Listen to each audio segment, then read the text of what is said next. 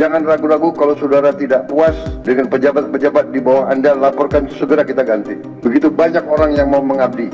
Tidak ada orang di sini yang kebal, yang tidak patuh, tidak bekerja keras untuk bangsa dan negara dan rakyat.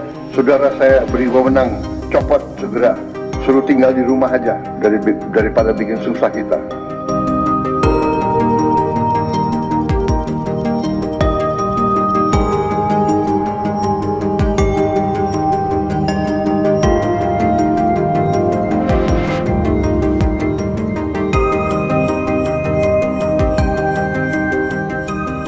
Nah, menurut saya sudah saatnya ya Pak Prabowo wajib mereshuffle menteri-menteri di kabinet. Apalagi kalau kita lihat pada saat lalu itu banyak setidaknya menteri-menteri dari Pak Prabowo Subianto itu adalah menteri titipan dari Pak Jokowi. Ya, kalau kinerjanya dirasa sangat baik untuk masyarakat, menurut saya tidak masalah sih. Tetapi menurut saya, kalau kita lihat dari pemberitaan, menurut saya sama sekali tidak berpihak kepada masyarakat, terutama terkait pagar laut. Bayangkan pagar laut yang membentang 30 km saja bahkan terlihat bungkam, terlihat tidak tahu sama sekali terkait pagar laut. Ini kan sangat lucu sekali. Dan bahkan yang cukup unik lagi, ketika pagar laut sudah dibongkar, ada hal yang cukup mengejutkan, yaitu KKP bahkan tidak bisa menyelidiki terkait kasus pagar laut tersebut dan bahkan hanya dikenakan denda. Ini juga sangat lucu sekali, dikenakan denda, padahal kalau kita lihat kerugian akibat pagar laut ini menurut saya sangat banyak sekali, mulai dari aktivitas para nelayan yang tidak bisa mencari ikan,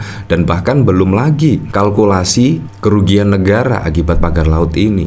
Nah, seharusnya Menteri KKP itu marah lah ada pagar laut yang membentang 30 km. Bayangkan, laut itu tidak boleh diperjualbelikan karena laut menurut Mahkamah Konstitusi pada saat lalu tidak boleh dipagari dan tidak boleh dimiliki oleh swasta dan bahkan juga oleh perorangan. Itu sudah jelas dan clear. Kadang-kadang saya berpikir ya, kalau misalkan Bu Susi Pujiastuti yang masih menjadi Menteri Kelautan dan Perikanan pasti sudah mengetahui itu sudah jauh-jauh hari, karena Bu Susi Pujiastuti itu seringkali belusukan di laut. Wah, seharusnya seperti itulah, bukan viral dulu baru ditindak. Nah, ini juga sangat lucu sekali, sudah viral tidak ditindak.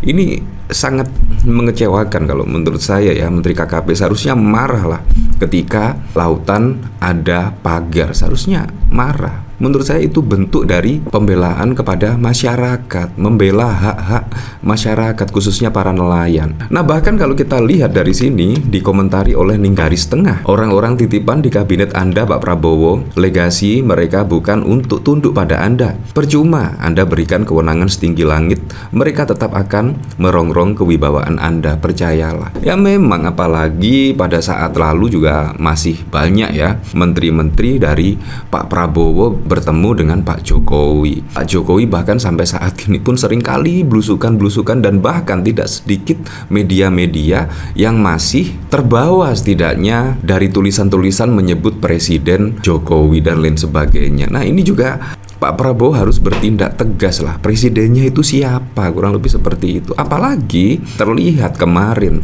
Budi Ari bertemu dengan Pak Jokowi. Padahal Budi Ari sudah jelas-jelas ya menteri dari Pak Prabowo Subianto. Nah, konon katanya sih, wah, takut direshuffle dan lain sebagainya. Yang cukup unik ya, menurut saya dari Cagup Jabar. Wah, bahkan kalau kita lihat pada saat lalu terlihat sangat akrab sekali dengan Pak Prabowo Subianto. Bahkan Pak Prabowo meminta Deddy Mulyadi untuk naik di kap mobil bareng Pak Prabowo. Nah, kalau kita lihat dari sini memang sangat akrab sekali. Ini kejadiannya pada Oktober yang lalu, sangat akrab sekali. Dan kalau kita lihat berita dari sini, alasan Deddy Mulyadi minat ajak Ignatius Jonan hingga Susi Pujiastuti jadi penasehat.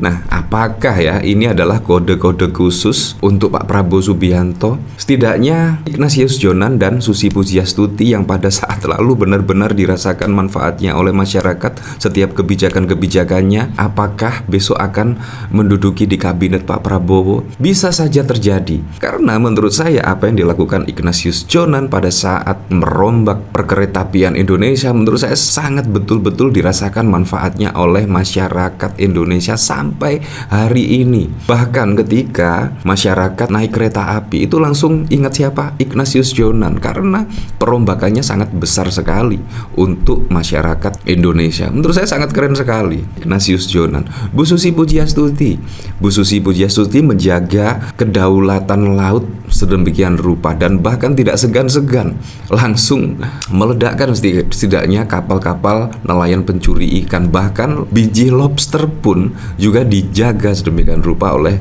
Bu Susi Pujiastuti. Menurut saya sangat wajar sekali kalau misalkan besok ada reshuffle kabinet, Ignatius Jonan dan Pujiastuti, mantan Menteri Kelautan, masuk di dalam kabinet Pak Prabowo. Menurut saya kabinet Pak Prabowo belum lengkap tanpa adanya Ignatius Jonan dan Menteri Susi Pujiastuti. Ya memang sih pada saat lalu memang ada silang pendapat ya antara Pak Jokowi dengan Ignatius Jonan, karena Ignatius Jonan itu menolak setidaknya pembangunan kereta api cepat pada saat lalu, dan akhirnya kemungkinan gara-gara itulah Ignatius Jonan di reshuffle pada periode kedua. Ya, kemungkinan seperti itu ya. Dan menurut saya Susi Pujiastuti itu juga tegak lurus sekali ya.